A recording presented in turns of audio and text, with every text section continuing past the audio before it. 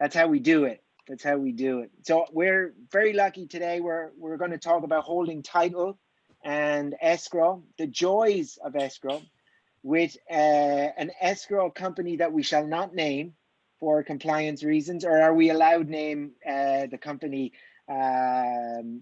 Megan? That's a good question to talk about. Well, escrow is the same pretty much everywhere, just people are different, but I am with Old Republic Title, so we'll just say it like that, but we won't advertise it.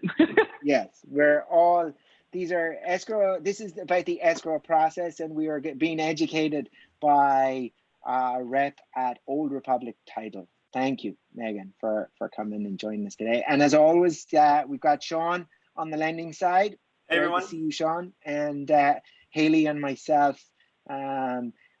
With the 4 windows now, it's kind of like what's that old TV show? We all kind of the Brady Bunch. The Brady Bunch. Yeah, we got the Brady Bunch here today. So you know, kind of jumping in straight off the bat, this is a question that baffles a lot of buyers the first time they kind of get an email when they get into contract, and the escrow officer sends over you know, sometimes it's just an email question, sometimes it'll have like a flyer with it, but it says, hey, how do you want to hold title? And people are like, what does that mean? And what are you asking me? I have no idea. So Megan, can you enlighten us a little bit on that question? Yeah, well, the first thing that escrow will tell you is that we actually can't tell you how to hold title. We're going to have you connect with your CPA or your attorney for tax purposes. Sean's saying yes, because that's also probably lending. Yep. Can't.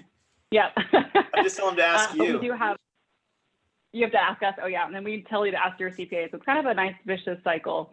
But we do have flyers that are available that we can send to you. And luckily, I think Helen is joining us too, who handles more of the escrow side day in and day out. I've done it for a number of years. I won't release that number. She probably will have me had. So, but there are definitely a couple of different ways that title is held, and that just has an impact on the way that property is passed on between the tenants themselves. There might be something common in San Francisco, tenancy in common, just like the buildings where it's a percentage. So there's single man or woman, a married man, woman, sole and separate property. There's community property, joint tenancy, and again, that just has ramifications for how you're going to file your taxes, basically. But we need that for the lending document, Sean, as well as for the grant deeds to record. So at what point during escrow do you absolutely need that answer? Because this is one of those things that comes up during our 3 or 4 week, sometimes 2 week escrow period with the buyers, and we send them this flyer. We're like, you need to talk to your CPA or whatnot. And they're like, what is this? When do I need to tell you by? Because, you know, getting a hold of the CPA and the whole thing. So when do you at the escrow company, I guess, Helen, absolutely need that answer? Hopefully you can hear me, right? Hi, Helen. Hi. You are here. I can't myself, so I'm sorry. I don't know what I'm doing wrong, but as long as you do the escrows right, Helen, that's all that matters. Thank you, Eddie. You're welcome. We prefer to have that information early on, especially if you're taking it in your trust and we have to get your trust approved. But the ultimate time you're signing your docs. So when we're preparing the escrow instructions and all is the ultimate time that we have to have it. So, but of course, everything, all information. We're very nice, very well appreciated. We're losing you. You're popping in and out there. So go stand close to your router. So you can get this internet stuck here. yeah. Don't worry, I've been there plenty of times. You're not alone. No. So the and then a lot of the, you know, ultimately holding title is all about just the way in which you are legally holding the title. So if you are a single man, which is, I always find quite funny because they reiterate when it's like a single man or a single woman, they add in the word unmarried. So it is a single man unmarried or a single woman unmarried. And the reason for that is just to clarify legally that there are no other people. If the property was ever to be inherited or anything like that, it would show that that was just the sole ownership of that one person, right? As it would be if you were going to hold title as a couple or as separate individuals with TICs. Correct. And then And can you go ahead, Helen? Sorry, some lenders don't recognize single or a single man or a single woman. They either go, you're either married or unmarried. Okay. I've also seen never married. I saw it As a person, Just to really hit it home. Yeah, just to remind you that you've never been married. Or to remind you about the divorce, you know? Yeah. Oh, yeah. Divorced. and Widowed, it's even like single worse. person. Yeah. And then, so for couples, a lot of times there's the Exactly. choice between community property and joint tenancy. Can you elaborate on just what some of the differences between those two scenarios are? Between what is really the difference between joint tenancy and community property? Well, joint tenancy right of survivorship. So anybody that holds title with somebody else, it automatically will revert to the other if there was somebody that has passed. The other spouse. So me and Megan can hold title as joint tenancy. The other thing is that community. We're losing only. you. We're Sorry. That's all right. That's all right. Can you hear So me? If not, Helen, I can maybe help Yeah. if my audio is a little bit better. So I think Helen's Okay. saying For for Helen joint there. tenancy. So joint tenants, so if Helen and I held property together and I pass away, Helen inherits all of the property that I had because she's my joint tenant. So it relates really to the right of survivorship. With community property, if she and I hold a property together and I pass away, it goes to my will and my estate, my half of the property, and then she maintains her half of the property. So she doesn't inherit all of it. So I think that's kind of where the difference is in terms of how it passes on to your successors. Or if I don't have a will and it goes into probate for that half of it, so Helen's protected, but then my half has to be dealt with the court. through probate, which is something that Fun. is best avoided. Is best avoided. One of the things could you clarify with the right of survivorship that you can get with joint tenancy? Do you have to choose that, or is it automatic? That is automatic. It is automatic, because I have seen it printed different ways, where I've seen it just joint tenancy, and then I've seen it put on title where it's joint tenancy with the right of survivorship. So that is not an election you have to make. It is automatically there with joint tenancy, correct? Correct. Perfect. But what happens if you make a mistake and you're like, oh, we definitely want community property, and then you close and then you're like, oops, we did that wrong. What happens then? Well, you can change your title at any time. So it's very, very easy to do so. So if you've made that mistake and you want it as community property with right of survivorship or community property, whichever, you could definitely change. A lot of, it's changed. So when you loan application was submitted and it's right here.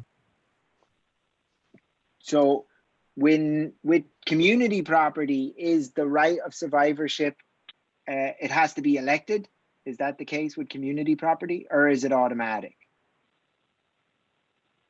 It is not automatic. So it is not automatic with be. community. Right. It has to be elected.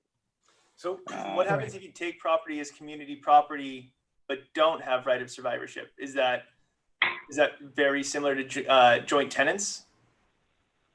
No, it is, it kind of primarily would be somebody that might be remarried. So each spouse has had family with, another spouse at one time. And so they want their specific interest, their community property interest to be stated to their heirs, their children, their whatever.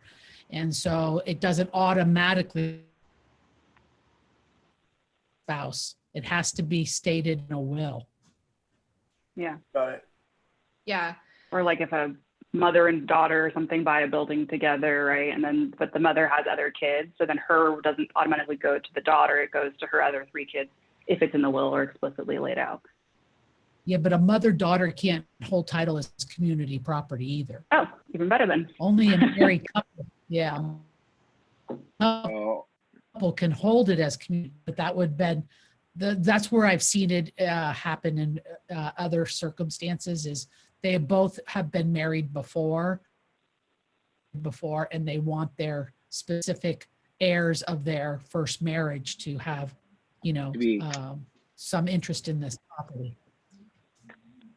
That makes a lot of sense. It also sounds like those people, because that's a really common, I would imagine, situation these days. And it would make a lot of sense for those people to also consider having a trust, because it's that estate most likely has things besides the home that are going to need to be, specifically Addressed. specified where they're going, where it's going, right? Right. Yeah. So, Yeah. and often so for second or third marriages, like having a trust, having an estate attorney is a great idea, or for everyone. And then the most important thing too to understand, I think, with both community property and joint tenancy is that the share of ownership is equal in both cases. Is not correct. They cannot be unequal shares. Megan's nodding, so I presume Helen is I believe saying so, yes. yeah. Yes, I'm like, we're Helen reverting is to the saying- expert, but I believe so. Yeah. Whereas if you want to own uneven shares where somebody owns 75% and somebody owns 25%, that would be a TIC ownership, right? Correct. Yeah. Perfect.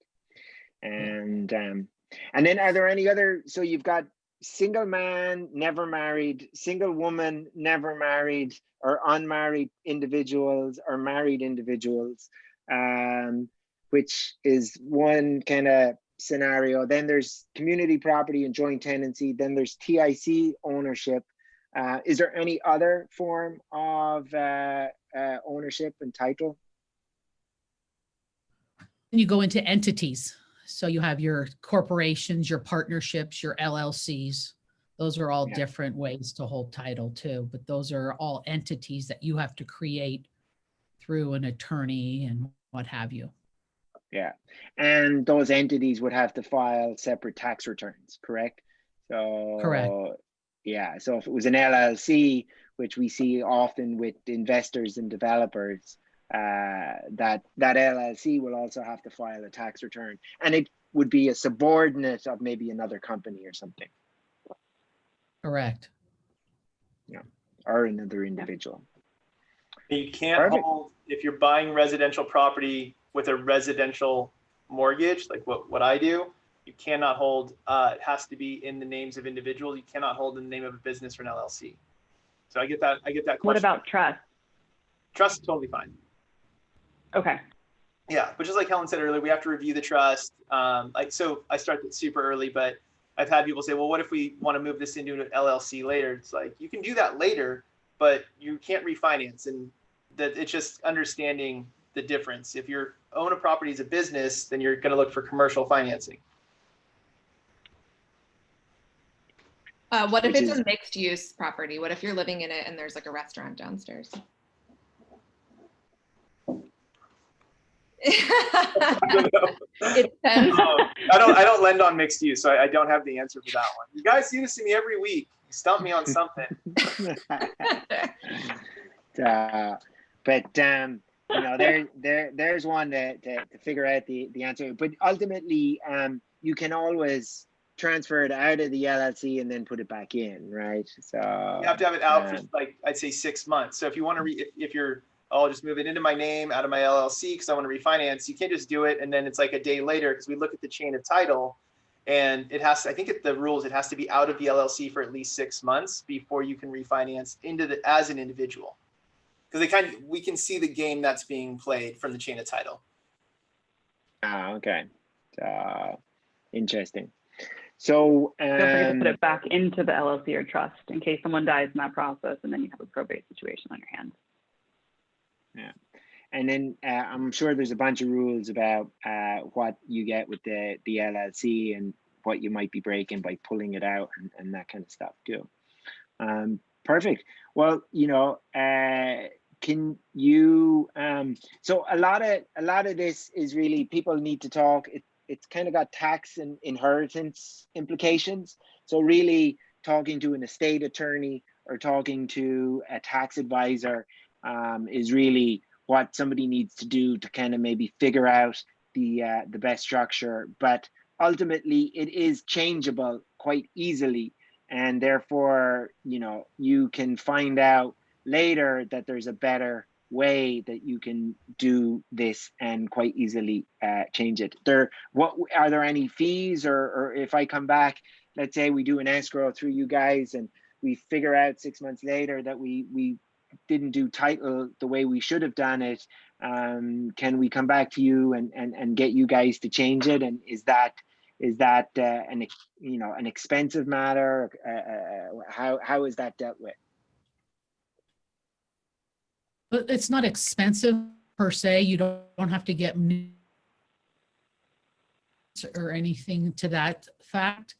Your homeowner's title policy stays into effect until any which way you hold title to the property.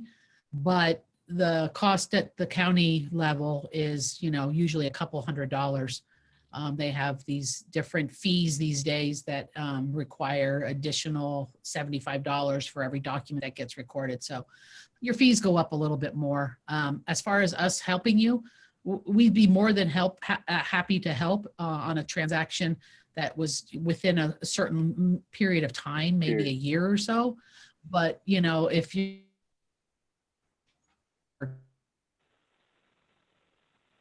disappeared there. If it was after a year, I advise you to go to. If it was after, I advise you to go just To an attorney. We have blank docs on our website that I can link you guys to. That company yeah, that does kind of stuff. And and then attorney on in there. There's them to go. I don't know if you got any of that. we got In pieces. we got enough to know we need to talk to an attorney. There's one other thing to mention, because this comes up sometimes where especially like maybe newlyweds are looking for a house and they get into contract and all of a sudden they start thinking about like, oh, should we put this in a trust, but we don't have a trust yet. Oftentimes they'll ask if they can do it during escrow, if they can actually create that trust during the escrow period. And generally our advice, and if you guys have any comments too, please add, but our advice is to wait until after, because it is kind of a stressful and emotional thing to set up sometimes, just in terms of talking about people passing away and where things go. And so to add that onto an already probably short and stressful escrow period is not ideal. So the fact that it is quite easy to change the vesting afterwards is pretty great, so that they can do that later on. I think that's smart. And we do have, like I said, the blank documents too, so we can always pull it from the website and then have whoever's creating the trust attorney maybe just help draft up that grant deed to grant from how they're holding title to their new trust, and then they can submit it to us and we can help with the e-recording. And like Helen said, it's just a $75 plus a couple of extra like recording fees that the county implicates, and we can help with that. Yeah. So if somebody doesn't remember how they're holding title or something and they would like to see the grant deed, this came up last week. Actually, we had a couple of clients asking for their grant deed because they needed it to submit some building permit applications and stuff. Eddie was always quick to point out that most times when people close in San Francisco, at least, there are a lot of like scammy fraudsters, mail that the we get. scammy letter that you get that says, hey, we'll get you a copy of your grant deed for $100. Just mail a check to this address. No, don't do that. They're charging you for something that is free to you, right? So where do I go to find my grant deed? So for you all who are in the industry, have access to the online tools through like Title Profile. I think every title company can grant you access. It's not something that just comes through us, but it is public records, and you can go down to the assessor's office and try to find a copy of it, or you can just send myself or Helen an email and just say, hey, can you send me a copy of the grant deed for my client? It's great because we do have access to records nationwide, so it doesn't have to just be in San Francisco County. We can do California-wide searches. We can help find and facilitate grant deeds for outside of the state. We have partners in different states as well, so if we don't have access within our internal plant, then we can reach out to our agencies and our direct, affiliates to help us pull those records as well. Unless they've closed in the past 30 days, then I would say give us some time because it takes a little while for the records to populate online. But we're happy to help, or at least I'm happy to help. I know Helen is too, but to get access for you guys. Cool. Yeah. So ultimately you talk to your happy, friendly real estate agent who talks to their happy, friendly escrow representative who gets you the document and pass it along for it. So don't ever fall for the $100 and I get you your grant deed scam. And it seems to be becoming more and more prevalent because pretty much every escrow we had last year, they received that letter in the mail. And it looks super real. It looks official. It looks official. So, it happens on I think I get it on every single closing. Every single one I'll get, hey, Sean, do I need to do this? I'm like, no, that's the one I told you about at your signing. So it's every time. Wow. And it's got to, it's a numbers game. So there's an X amount of percentage of people who just are like, I need to send this check to get a copy of this for my file. So just, you can't say it enough times. Do not send, if anybody ever asks you for a check, don't send it. Unless it's your property, pay your property taxes. Yeah, pay your property tax bill. Right.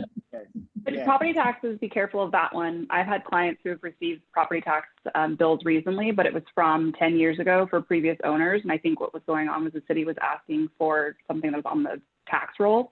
So there were past bills that should have been pushed off to like an unsecured tax roll. So even then, if they get something that they didn't think that they own the property, just double check with your realtor so they can talk to their title person. They can talk and look at the records because you just never know what they're trying to do. So always double check. Pay, but double check.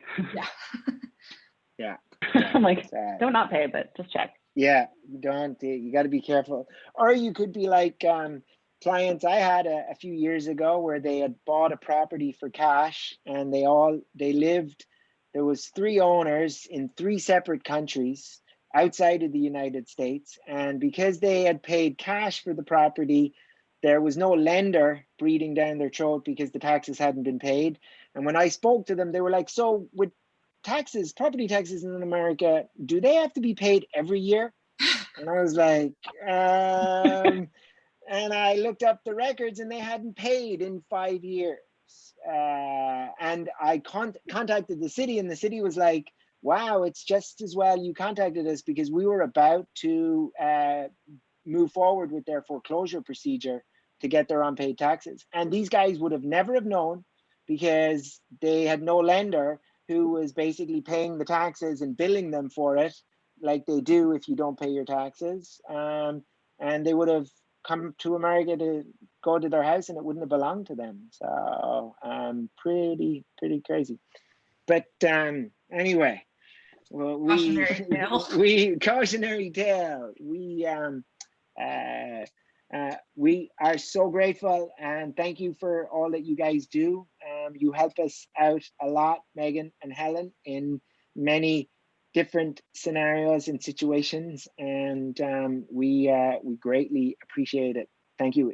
If we were looking for a title company and we wanted to use Old Republic title, how would we find you, Megan, to ask for advice and services?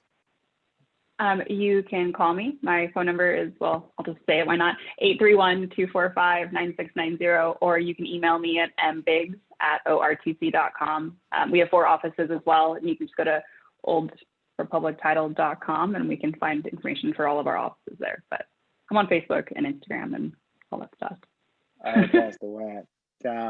Please, Yeah, basically. Good. Well, stay with us if you want. We're jump into our portion of the week where we're like, what's going on in the world of lending, Sean? Where in the world is lending?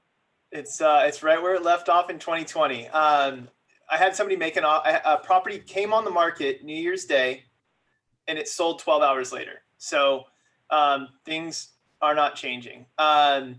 Rates are starting to move up a little bit. New Year's Day? That's just New rude. Year's Day. I said an out of office. I sent my voicemail to say I was going to be gone. I just wanted one day. And I have a client text me, goes, this house just came on. I'm like, came on when? He's like, this morning. And we need to offer on it. And it sold the same day. We didn't, all cash, we didn't win. It was gone. And I was so committed to not working that day. But so it's just what it is. Like, if you want to buy a house, you have to be really, really prepared and ready to jump and be okay if it doesn't happen. Rate wise, I think I said this, I started to do a video yesterday saying now that the presidential election nonsense is over, and then yesterday happened. Not a good day to be making that video. No. We'll re-record that one, but rates are starting to move up a little bit. So last week was a good week for rates, and everything's very incremental. Like everything's still steady. Rates are still in the 2s on a 30-year fixed, but I'm starting to see that movement I've been waiting for because the vaccines rolled out, because the election is settled at this point. The variables that were creating the fear in the market seem to be going away, and that will cause the market to recover, which will make interest rates start to rise. So pay attention to that as you go through it. Just 3 days in a row of negative rate market information. So just keep an eye on that when you're talking to your lenders. Other than that, it's be ready to win. That's all it is. I told someone yesterday, buying a house right now is basically like going to a Black Friday sale. Every offer. That's the best. Yeah. That's the best analogy I can come up with. Yeah. Wow. And is that because it's on sale, or is that because you might get stampeded in the entranceway to the Best Buy where you're trying to buy that LED TV? But well, the money's on sale. The money's really cheap still. So the money's on sale, but everybody wants that one TV that's left, and that's what it is. Like there's a house that's coming on the market. The listing agent did an incredible job of putting it on, coming soon, 3 weeks early. Drove a ton of attention. I want to buy it, and I'm doing everything I possibly can to beat everybody else. So I'm playing the game that I've played for many others. So that's just what it is. So you talk the talk and walk the walk, Sean. Yeah, my wife's like, "Are you really going to do all that?" I'm like, "This is going to be pretty good." But yes, we're going to do all. And then Haley, what about our numbers in the first week opening up in the world of Bay Area residential real estate? Yeah, well, let's just talk about the things that came on. I think in the last week is relevant. So, we were kind of like averaging 60 single family homes coming on each week for the last couple of months of the year. This week, beginning New Year's Eve, a week ago, we had 24 new single family homes come on. So, it's the first week of the year. Some people are easy to do it, and some people are listing homes on the first. Yes. And then condos, TICs, and lofts 69. So that's still pretty high. I think we were looking more at like 120, 130 for a while there weekly.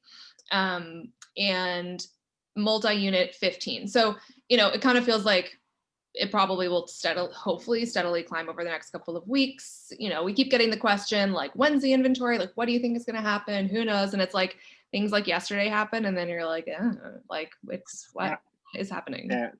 So we have to focus on what's available and keep, digging for the right thing and making sure that we are the first to see it.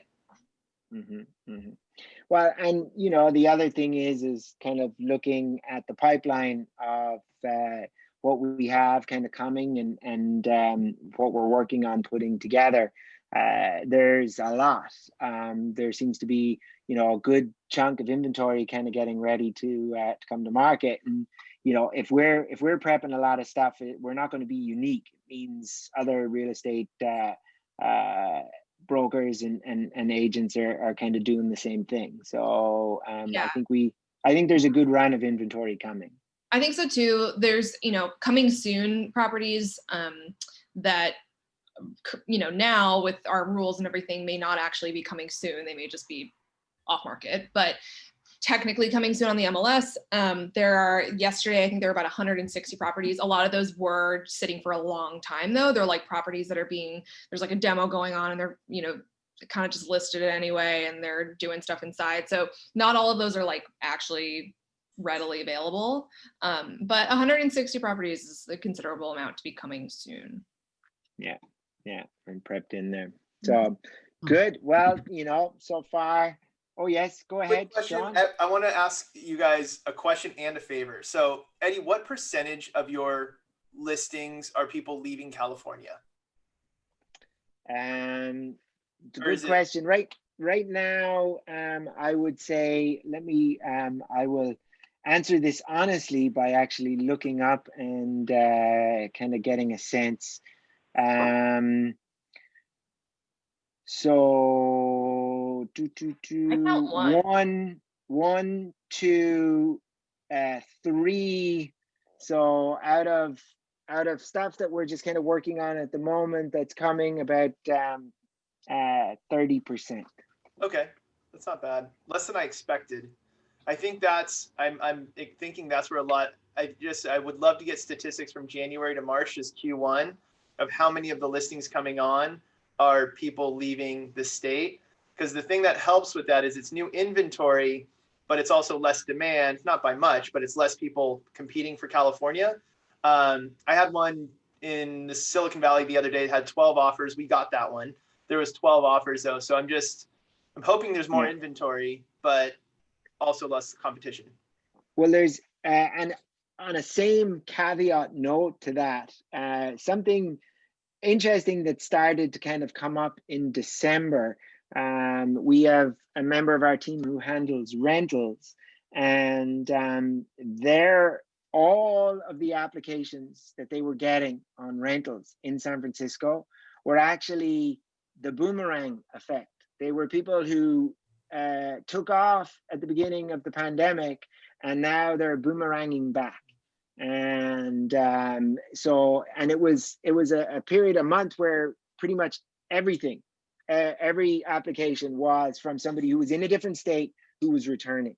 Yeah. So there's I think there is going to be a certain return, because you know, the idea of going back and hanging out close to your parents in that nice, you know, rinky-dink town in wherever it may be is great, until after a while you get a little tired of it. So well, and a lot of the big tech companies are also like releasing their plans for opening back up in person. And so I know that like one large company that lots of our mutual clients work for in Silicon Valley has now said that starting, I think, in September 2021, they're going to be doing a few days a week in the office.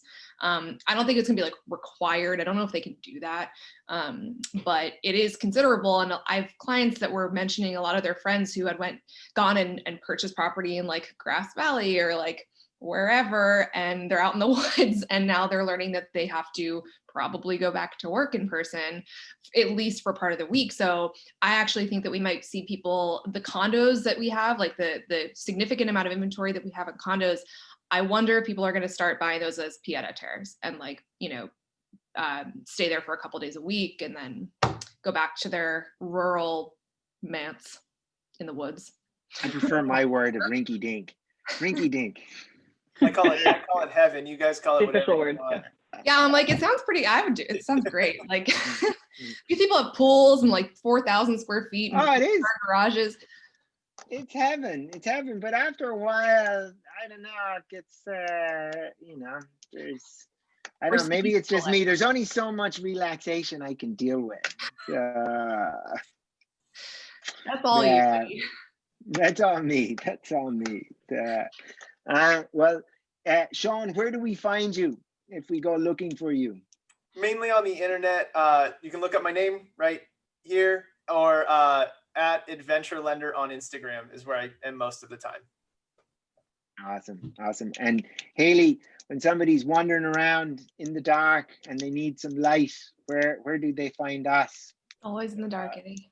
Always in the dark, because we bring people into the light. It's a little, I don't know, that we should explore ways to reform that. We are Elevation SF on Instagram and elevationrealestate.com. And we have a blog there that we post on weekly that I would definitely recommend checking in for market updates and stuff. You can also find our podcast on TuneIn or wherever. It's called Full Disclosure. It was the predecessor to this webcast.